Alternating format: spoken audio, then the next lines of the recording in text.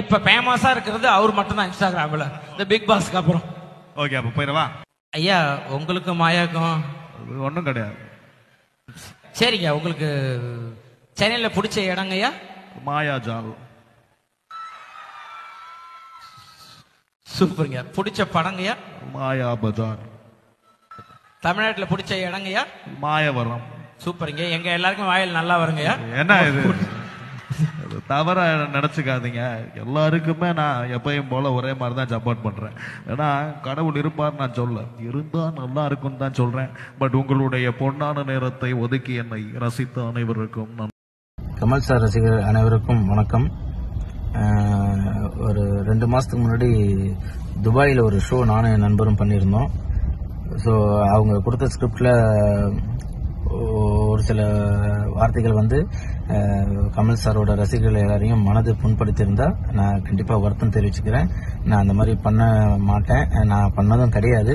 அது இப்படி இந்த அளவு உங்களுக்கு வருத்தமாக இருந்தேன்னா தயவுசெய்து என்ன இது பண்ணுங்க. நான் இனி வரும் காலங்களில் நான் இனிமேட்டு அந்த மாதிரி நான் எந்த இதுவும் பண்ண மாட்டேன். நான் ஷோஸ் எதுவுமே அந்த மாதிரி இது பண்ண மாட்டேன். நான் இதுவரையும் பண்ணது கிடையாது.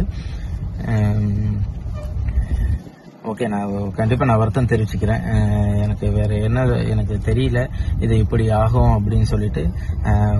நான் வந்து கமல் சார் எனக்கு ரொம்ப பிடிக்கும். நான் போஸ்ட் போட்டிருந்தேன். கமல் சார் நான் பக்கத்தில் கூட இல்லை, எனக்கு முன்னாடி உட்கார்ந்து இருந்தாரு. நான் பின்னாடி உட்கார்ந்துருந்தேன். நான் போட்டிருந்தேன். நான் பின்னாடி இருக்கிறதுக்கு ரொம்ப பெருமைப்படுறேன். ஏன்னா எனக்கு முன்னாடி என்னோட தமிழ் சினிமா இருக்குன்னு சொல்லி நான் போஸ்ட் போட்டிருந்தேன். ஸோ எனக்கு அந்த அளவு கமல் சார் பிடிக்கும். நான் இது வந்து ஒரு மேடை நிகழ்ச்சிக்காக ஒரு விஷயம் பண்ணதுதான். அதை தவிர்த்து ஒரு எந்த எதுவுமே கிடையாது. ஏன்னா நம்ம ஒரு சினிமால இருந்து நம்ம சினிமாவோட ஒரு தந்தையா வழங்கக்கூடியவரை நம்ம அப்படி இது பண்றது கிடையாது. இது எப்படி ஏன் இதாச்சுன்னு தெரியல. ஸோ கமல் சாரோட ரசிகர் அனைவருக்கும் நான் வந்து வருத்தம் தெரிவிச்சுக்கிறேன். நன்றி.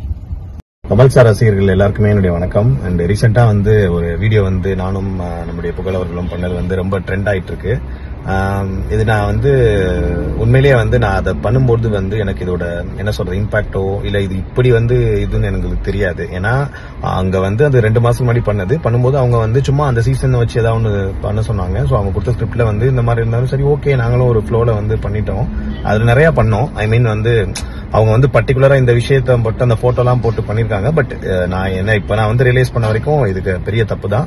ஸோ மேடையில நம்ம பேசும்பொழுது வந்து லைக் வந்து யாரையும் நான் முடிஞ்ச வரைக்கும் நான் காமெடி பண்ணும்போது கூட யாரையும் ஹர்ட் பண்ணாம தான் ட்ரை பண்ணுவேன். பட் என்னைய அறியாம இது வந்து நடந்துருச்சு. நான் வந்து பகிரங்கமா மன்னிப்பு கேட்டுக்கிறேன் உங்கள் அனைவருக்கிட்டையுமே. ஏன்னா வந்து அவர் எவ்வளவு பெரிய லெஜெண்ட் அப்படிங்கிறது எனக்கும் தெரியும்.